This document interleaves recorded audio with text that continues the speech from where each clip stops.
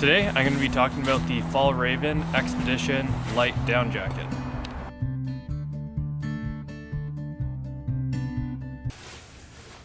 Okay, so the Fjallraven Expedition Lite down jacket, Fjallraven considers it a lightweight trekking jacket. They focus mainly on durability and environmental sustainability. So there are some companies like Arc'teryx, for example, that is more focused on performance, whereas Fjallraven sometimes sacrifices a bit of performance for durability and environmental sustainability. This jacket is the light version of their original down expedition jacket, which is used for Arctic exploration and stuff. This is a lighter version, has less down in it, and it retails for 675 Canadian dollars. And yeah, I've had it for about a year, so I'll do a review of the specs as well as what I've used it for, how well does it do in cold weather, as well as a comparison of this compared to the full-on expedition jacket, so you can see like the use cases for each and whether it's worth going for this one instead of the full-on expedition down jacket. So I'll go over some of the specs of this jacket. It has 415 grams of 700 fill power down. That is goose down with a 90% down, 10% feathers mix. So it's very high quality down in comparison to some of the other down jackets on the market. And it's also nice that Arc'teryx actually gives all the details of how much down they put in the jackets. If you look at like Canada Goose or some of those other mainstream brands, they often don't even provide you with the details of what down they're using. So Fjallraven gives you all the details, which allows you to compare the warmth of this compared to other jackets on the market. So I think that's a big plus of this jacket to start off with. The shoulders are reinforced with synthetic material, so it does better with moisture because synthetic materials do better when wet compared to down. And the material is made of a water resistant, wind resistant shell. I wouldn't recommend this if it's raining, obviously. It's probably gonna be too warm anyways, but for snow this is gonna be perfectly fine. The outer fabric is also very durable when you feel it in comparison to some of the more lightweight jackets like a Arc'teryx, Cerium LT, or some other backpacking style down jackets that feel very flimsy and light and would rip from just like a stick poking on it probably. This feels a lot more durable, which is nice for longevity, but it does come at the cost of some weight. So this jacket here in the size medium weighs in at 2.8 pounds, so I wouldn't really consider it a lightweight jacket. I understand Fjallraven calls it that, the light version in comparison to their full down expedition jacket, but I wouldn't really consider this necessarily a lightweight jacket. It's just lighter than their full-on jacket. So it's made very durable to last a long time, which is one of the reasons I actually picked it up. And you can really feel that with the material when you have it in hand. It has a number of pockets. There's I'll put it on so that you can see.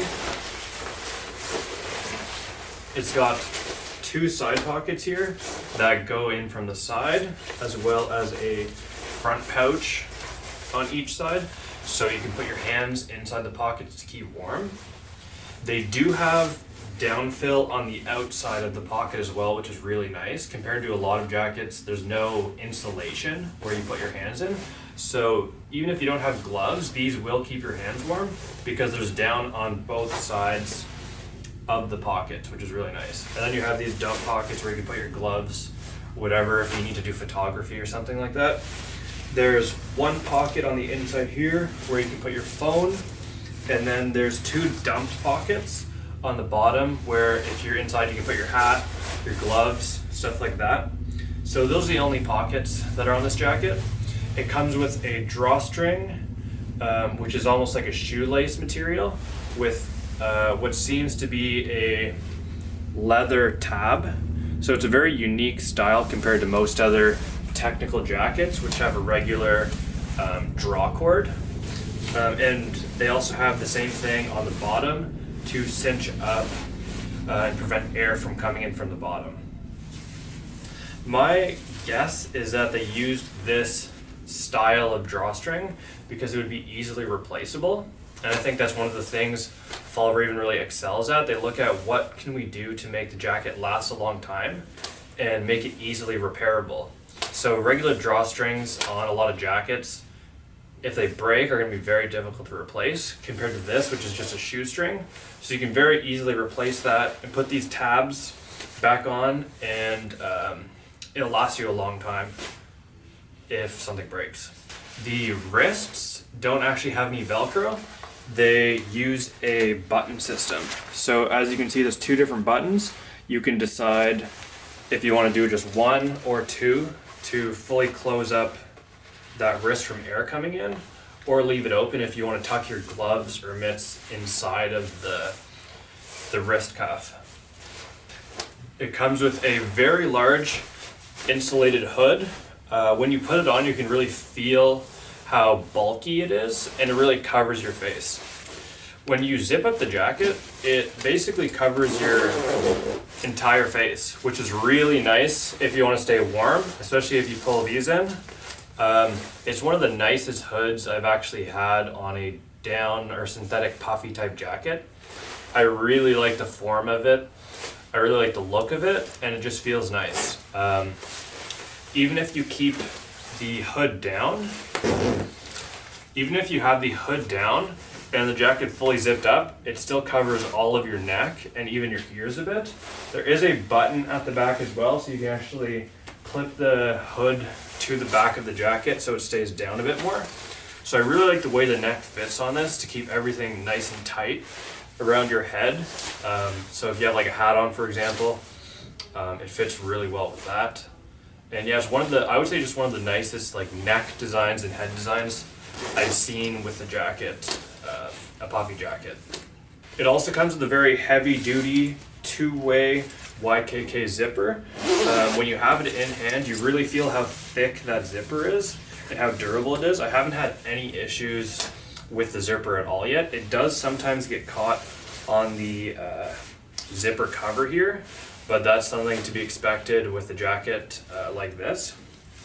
One of the really nice features about this zipper is that it comes with a down flap that buttons over top of it, so that will insulate the zipper column so no cold air can get through. There's also a piece of down that also is on the inside. So the zipper is insulated on both sides with down, so that really prevents any air from going through that zipper, which some jackets don't do nearly as well. So that's a big plus with this jacket. I'll also just show you some of the tags of the jacket just because I find they look really nice. As you can see on the front here, 1974 Fjallraven Expedition Series in a men's size medium. They have a special logo for their down products, as well as on the bottom inside. They have a patch here basically explaining the history of the jacket and whatnot. And yeah, they also have the front logo right here, which is the Fjallraven down logo as well.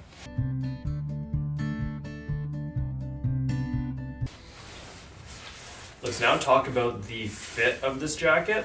So I am 6'1", roughly 175 pounds, and I got this in a size medium. I bought this jacket mainly to be used as a standalone piece as opposed to being layered with a bunch of stuff underneath. So I would say if you're planning on using multiple layers underneath, like a thick fleece sweater or something like that underneath, I would size up. But if you're just going to wear this by itself, or maybe with like a light base layer, I'd recommend keeping true to size. The jacket, I would say, is probably too puffy to be wearing underneath a hard shell. So if you're looking for a down jacket that's going to pair well with a Gore-Tex hard shell or something like that, I would probably look for something a bit thinner than this, just because of how thick the down is inside the jacket.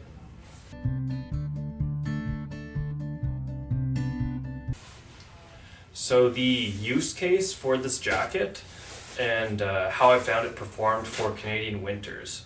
So I bought this mainly as a transitionary period type jacket, where my fall jackets are maybe too thin for that start of winter period, but my big winter parkas might be too warm, or I just don't want to have the hassle of carrying around this gigantic parka. So this kind of fits for me in the middle of that.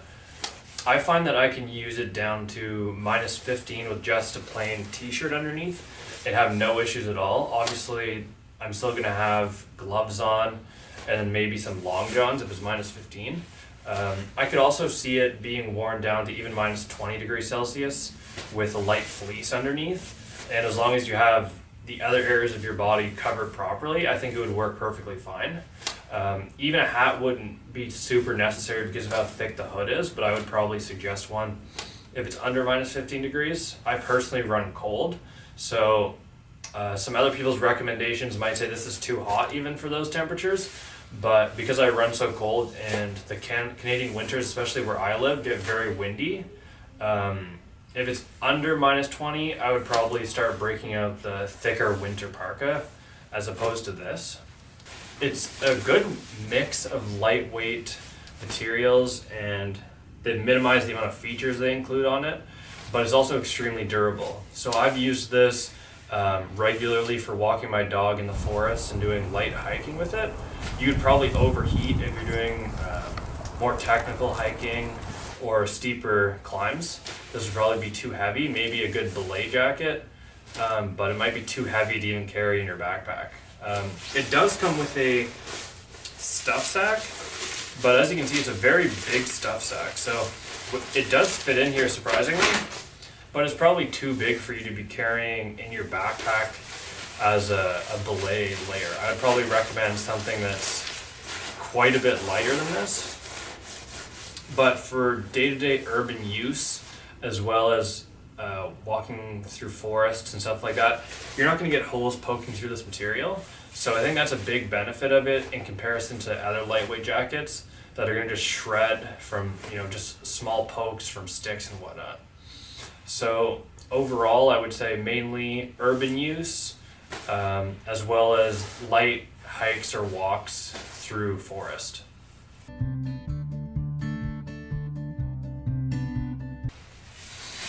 In terms of style, I think it's a decent looking jacket.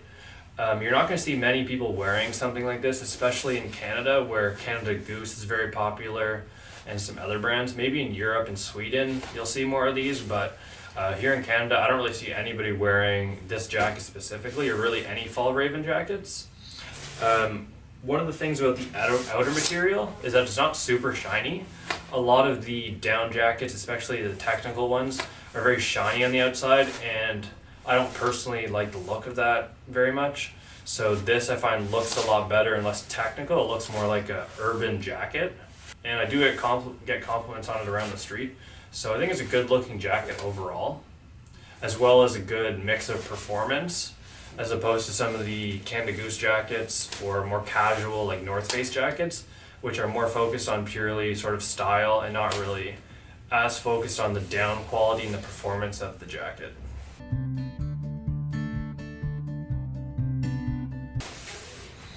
I'm also going to do a comparison of this to the regular Fjallraven down expedition jacket. I don't personally have one, but I'm going to go through the specs, what's on the website, so I can give you some idea of whether you should get this one or the regular one.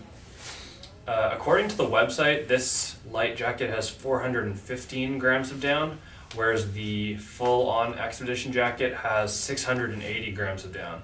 So roughly a 35% more down in the full-on expedition jacket versus the light. So I think you're going to see a pretty substantial increase in warmth with the full-on jacket, but I think for most people it's going to be overkill. As I've said before, I do run cold generally, so if I find this very warm down to -15 with a t-shirt, I think the other one is going to be pretty overkill for most people, unless you have a specific use for it, where you want a lightish weight jacket that's also extremely warm. If you're doing some sort of like Arctic expedition or something, maybe it's useful, but for general use, I wouldn't really recommend the full-on expedition jacket. I would probably go for more of a winter parka that has more features as opposed to that one, because it's one of the things with these is that they sacrifice some features. So there's not as many pockets as some other jackets that you might get, like from North 66 or from even some of the other jackets that Fjallraven offers actually. So you sacrifice some pockets and whatnot for a lighter weight jacket overall. The regular jacket is also going to be 8 centimeters longer. They do make the light version in a parka, which I'm not sure the exact difference in length, but it will go roughly to your knee.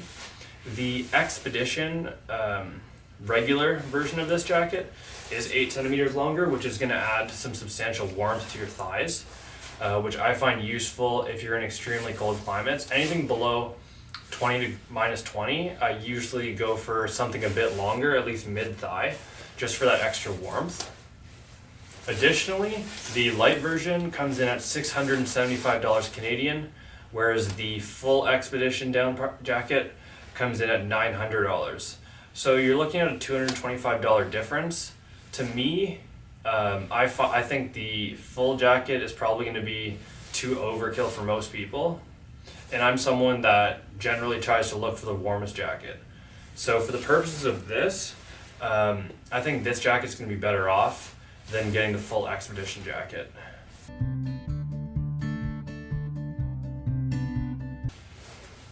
So in conclusion, this jacket for the pros, I would say it's extremely durable. It's coming from an environmentally conscious company, which is really nice, and they're also giving you the details of how much down they're using. I don't really, at this point, believe in supporting companies that aren't going to be giving you that information, because I want to be able to compare the warmth of different jackets and see what really fits my needs. So because they give that information, that's one of the reasons I supported Fjallraven buying this jacket. It also looks really nice, and it meets the needs of what I was looking for in a jacket. For the cons, I would first say the price. I wouldn't really recommend buying this for $675. They do regularly go on sale here in Canada at like Altitude Sports or even the Fjallraven website. You can pretty confidently find this jacket for 20 or 30% off. So I wouldn't recommend getting it for full price. I got this at the end of season and was able to get it from Mountain Equipment Co-op for, I believe it was $295. So it was like over 50% off. And for that price, it's definitely worth it. I don't think I would pay more than $500 for it. Personally, if you have the money, then that's fine. But if for full price, I would probably save the money and go for a thicker, dedicated winter parka that's going to be a bit thicker and warmer than this, and also has more features like pockets and whatnot. If you can get it in the $300 to $400 range on sale, I think it is worth it as a good transitionary jacket. If you're living somewhere like Canada, where we get, at least a few times a year into the minus 30s, this is a good transitionary period in sort of that December period to March, when we're minus 10 to minus 20. I think it's a good jacket for that specifically. So yeah, comment below if you have any questions, and thank you for watching the video.